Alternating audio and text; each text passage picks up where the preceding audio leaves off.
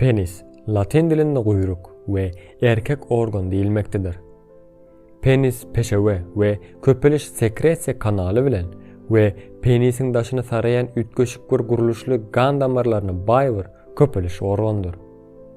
Erkek cins ağzalarına yumurtkacık koşundusu bilen birlikte tohum çıkarcı ve tohum zıngıcı akarları, tohum gavarcakları, prostatı mädi ve yumurtkacığın haltası ve cins ağzası değişlidir. Penisin ucunda yer alayan açıklıktan hem peşev hem de sperm yani döl ayrı wagtlarda daşary çıkarılýar.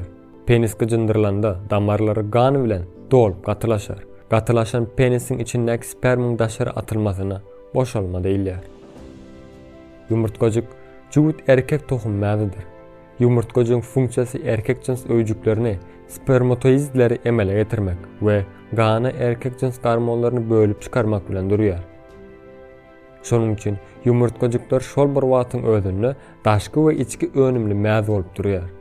Yumurtkacyklar ýa-da tohumluklar çatal basewitinde aýry tenýerde tohumyň haltasynda ýerleşýär. Çepki yumurtkacık sakydan aşakda ýerleşýär. Olar bir-birlerinden tohum germegi bilen çäklenendirler we gatlaklar bilen gurşalandyr. Erkek cins ağzalarynyň ýaş aýratynlyklary. Yumurtkacık jinsy taýdan ösüş döwrüne çelli. Hayal ösýär. Soňra onuň ösüşi birden tezlenýär. Ýa-da dolan çağda yumurtkacığın uzunlygy 10 mm, aramy bolsa 0,12 grama çelli bolup, 18-20 ýaşda yumurtkacığın uzunlygy 38-40 mm deň, aramy bolsa 20 grama çelli artýar. Yetkinjeklik döwründe 22 ýaş we gejirät ýaşlarda yumurtkacığın ölçegleri we agramy azartýarlar. 60 ýaşdan soň bolsa azalýarlar. Kämil bir erkeğin penis boyu 8-13 cm.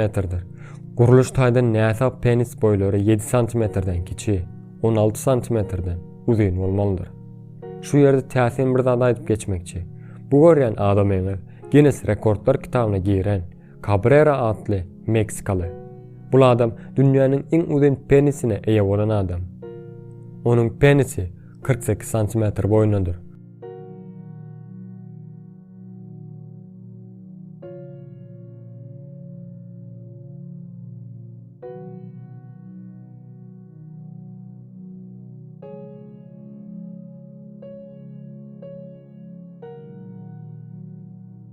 Geçirilen barlaglardan yola çıkıp bu görýän kartaňyzda erkekleriň ortaça penis boýlarynyň näçeligini görüp bilersiňiz. Penis nädip gatylaşýar?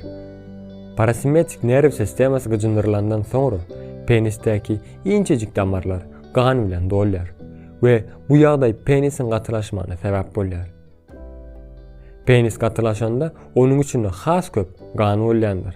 Mehanizmi hükümünden ýöneköý, emma hormonal, kimiki ve psikologik taraplar taýdan çalışyrmly prosesdir. Bilşimiz ýaly hem erkekler sünnet bolýar. Näme üçin sünnet bolunýar? Sünnet näme adly videomda ýokardaky çıkan karta basyp tomaşa etmeňi unutmaň. Erkekler geceleri 3-5 tapar penis gatylaşma hadisasyny ýaşarlar. Bularyň her biri 25-35 minut arasyna dowam eder. Esasanam ýerdene ýakyn köpelişe geçýär. Emma bu gatylaşmaň näme üçin bolýanlygy dogry bilinmeýär. Emma REM uyku wagtyna bolup geçýärligi bilinýär. REM uyku wagty hakynda has geňişleri öwrenmek isteseňiz, bu videodan soňra açyklamadaky silkalara basyp tomaşa edip bilersiňiz. Penis ene garnynda da gatylaşmaga başlaýar. Owa, ýalňyş duýmadyňmy? Penis ene garnynda da gatylaşmaga başlaýar. Ene garnyndaky bäbekler her sagatda bir näçe tapar penislerini gatylaşdyryp bilýärler. Munyň näme üçin beýle bolýarlygy bolsa, dogry bilinýän däldir. Sebäbi erkekler kämillik ýaşyna çellip penislerinden gatylaşma köp gawat bilinmeýär. Bu görýän suratyňyzda 36 hepdelik bir bäbegiň penisiniň gatylaşýanlygyny görüp bilýäňiz. Ünslice bolun, penisiňiz döwülüp bilýändir. Penis her näçe yumşak we bir et parçasy ýaly bolsa-da, gatylaşma ýagdaýynda uly mukdarda bükülmeler netijesinde penis döwülüp bilýändir. İnsan penisinde sünk ýokdur. Ýöne bir näçe erkek haýwanlaryň penislerinde sünkler bardyr. İki penis eýe bolan adamlarym bardyr. Bu adamlara difalus ady berilýär. İki penisli adamın suratını bu videoya koymadım. Eğer de görmek isteyen olsanız açıklama bölümündeki silkadan görüp bilersiniz. Bu hastalığa her 6 milyon erkeğin birine qavat elmek mümkündür. Bu kişilerin penisleri peşev etmek taşında hiçbir iş edip bilmez. Penis bizim bilişimizden has hemuzuyundur. Onun beden taşında görünen bölüğü ve beden içinde görünmeyen bölüğü vardır. Ortaça cinsiye katlaşan vakti ve boşalma vakti. Pornocular tarafından ulaştırılıp aydilen başka bir tema da cinsiye katlaşan uzunluğudur. Porno filmlerinde has çişirilip edilen zattır bu. Emma ortaça bir erkeğin boşalma vakti 3-7 minut arasındadır. Yine de erkeklerin 90 yaş oturumунun boşalma vakti maksimum en yukarı derecede 12 minuttur. Indi olsa bu temanı ele alsam mı, almasam mı deyip köp pikirlendim. Sonunda olsa bu temanı ele alma karar verdim.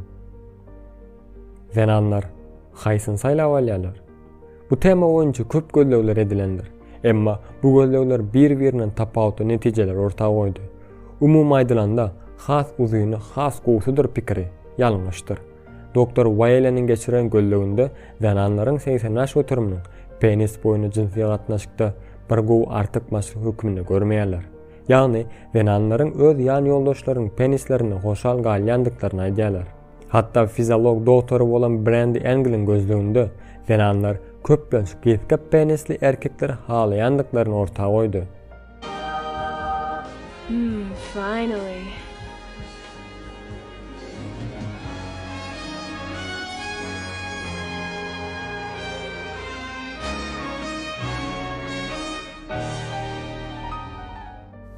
Erkek penisinin bir düşmanı hem vardır.